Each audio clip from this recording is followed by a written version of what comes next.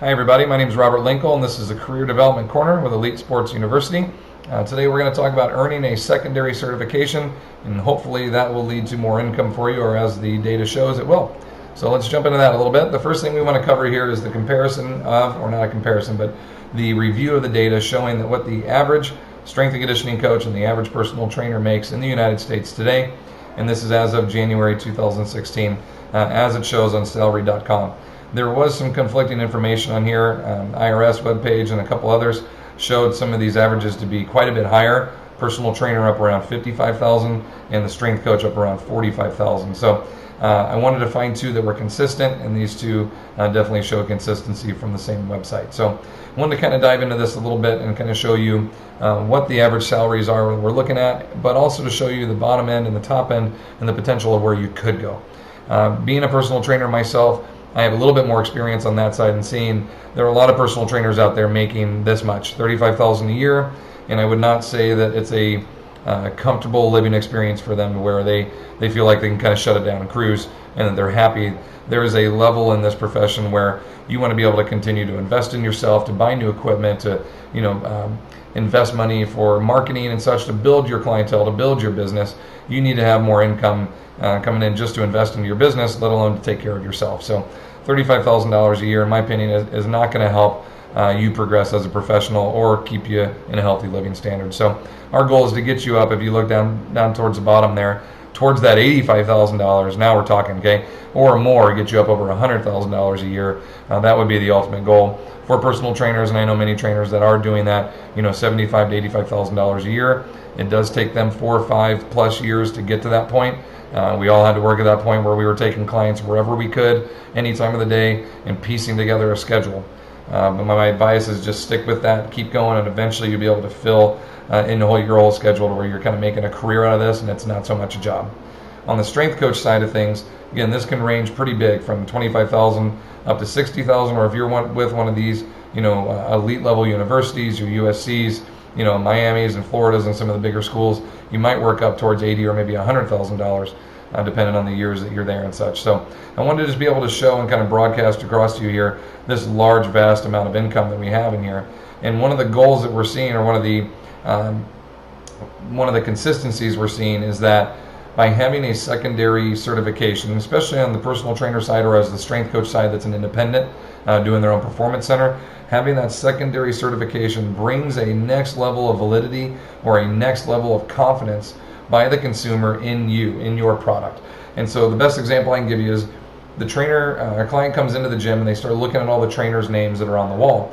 And they see, trainer A, strength and conditioning coach, trainer B, strength and conditioning coach, corrective exercise specialist, and then trainer C, certified personal trainer, corrective exercise, Olympic lifting coach.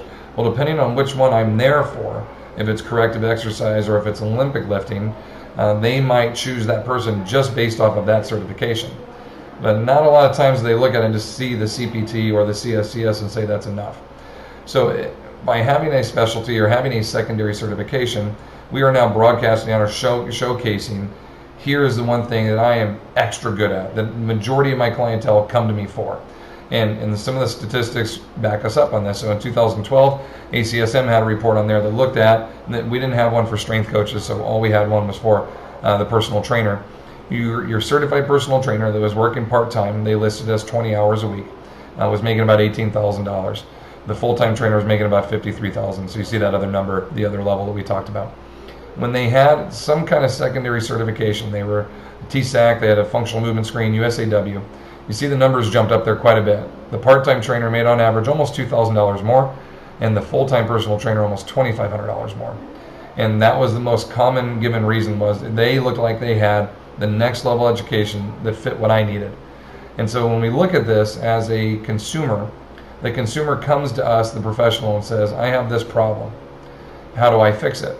Well, not only am I the answer to that, but I have the right tool to help you fix that. I have one more thing that's going to make me the better candidate, so to speak. So any kind of specialist certification, you see where they have the word specialist after that. In most cases in our industry, that means you have a bachelor's degree or master's degree, some kind of further education from a college, university or such, to be able to sit for that exam before you even take it. So the corrective exercise specialist does not require a Canese degree. from NASM. That's one of their terminologies, but with ACE or ACSM or the NSCA, anything that has specialist after it, you have to have a kinesiology degree or some kind of bachelor's degree background to be able to sit for those.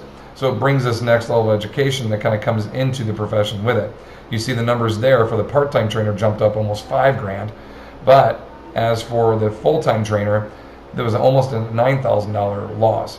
And the most common answer was, by the time they built their profession or their demographic, their groups that they were working with, their business up to a point that they were so successful, they were then transferred over salary or asked to take over the department, or they became the fitness director or the general manager, or some kind of shift where they earned health benefits and such. So their commission rates dropped, but their salary benefits and such were able to jump up. So they were making that next step in the profession.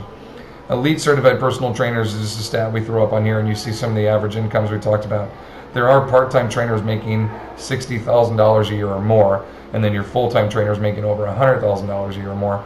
But that secondary certification has helped them a ton, plus an addition of 8 years in there. So you see where the numbers add up, and they assist in helping us with this. But there's quite a big investment in time and education you're going to need to put in. In my opinion, it's well worth it.